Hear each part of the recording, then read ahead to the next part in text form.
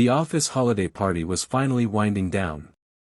The music, once loud and lively, had softened into background noise as the last guests trickled out into the cold night.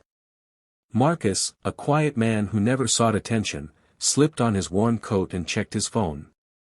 It was late, and he knew his little daughter would be fast asleep at home, waiting for him to tuck her in the way he always did, even if she was already dreaming. He moved toward the exit, eager to leave unnoticed, but then he saw her, Sarah, his boss.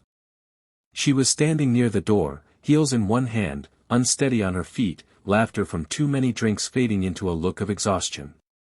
People passed her by, some even glancing quickly before turning away, pretending not to notice. She was powerful in the office, always composed, but tonight she looked small, vulnerable, human. Marcus hesitated for a moment. This wasn't his problem, he told himself. She had plenty of friends and resources, didn't she? But as he watched her lean against the wall, trying to steady herself, something inside him stirred. He remembered the times people had overlooked him, dismissed him, or assumed someone else would help. He knew what it felt like to be left behind. Quietly, he walked over, offered a gentle hand, and said, "Let me get you home safe." She looked at him, surprised, but too tired to resist. And just like that, Marcus's night, and hers, took a turn neither expected. Marcus guided Sarah carefully into his old car, the door creaking as it closed behind her.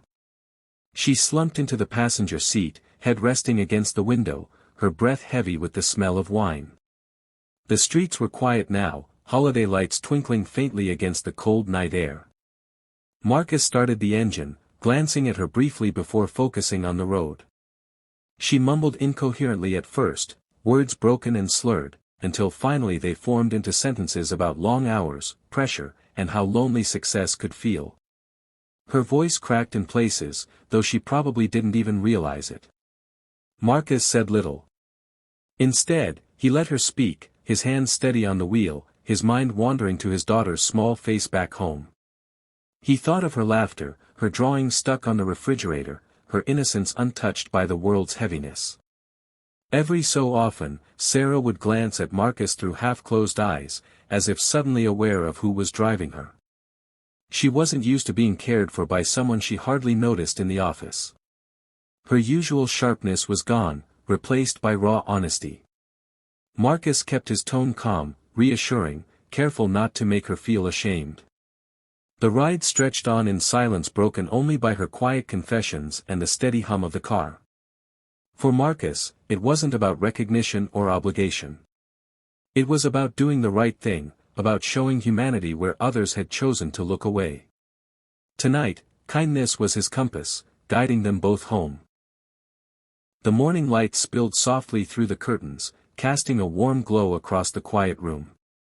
Sarah stirred, her head pounding, her memories of the previous night blurred and broken. She sat up slowly, confusion clouding her face as she noticed the glass of water and 2 aspirin carefully placed on the nightstand beside her. For a moment, she wondered who had been there, who had cared enough to think of her comfort. Then she heard the faint clinking of a cup from the kitchen.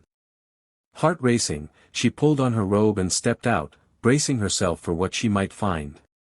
To her surprise, Marcus sat at her small kitchen table, his posture relaxed but his eyes alert.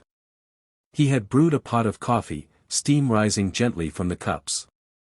On the table, he had also placed a note with her keys, neatly folded napkins, and a quiet sense of order that contrasted with the chaos of her night before. She froze in the doorway, embarrassed, vulnerable. The man she had always seen as quiet and reserved at work had been the one to make sure she got home safely, the one who stayed behind when everyone else walked away. He didn't make jokes, didn't smirk at her situation. He simply looked up with a calm expression, nodding politely as if to say she didn't need to explain. His presence was steady, unshaken, a silent reminder that kindness often shows up where you least expect it. Sarah leaned against the doorway, words caught in her throat. For years she had built her reputation on being tough, the boss who never let her guard down. Yet here she was, unsteady, facing a man she had barely acknowledged beyond polite office exchanges. The weight of the moment pressed in on her as she finally whispered, "Why did you do all this? You didn't have to." Marcus looked at her with quiet honesty, his gaze steady, his tone free of judgment. "Because," he said gently, "one day, I want someone to treat my daughter with the same care. She's my whole world. And if she ever finds herself vulnerable, I hope there's someone out there willing to look out for her." The simplicity of his answer struck Sarah deeper than she expected. No grand speeches, no hidden agenda, just a father's love guiding his actions. Her chest tightened as she realized how rarely she'd thought of her own employees as people with stories, families, and burdens. She had seen Marcus as dependable but ordinary, a quiet background figure in her professional world. Now she saw the truth: his strength wasn't in titles or wealth, but in integrity and compassion. In that still kitchen, she felt something shift inside her. For the first time in a long time, Sarah wasn't just a boss or a leader. She was a human being humbled by another's humanity, confronted with the kind of selflessness that could change the way she looked at the people around her forever.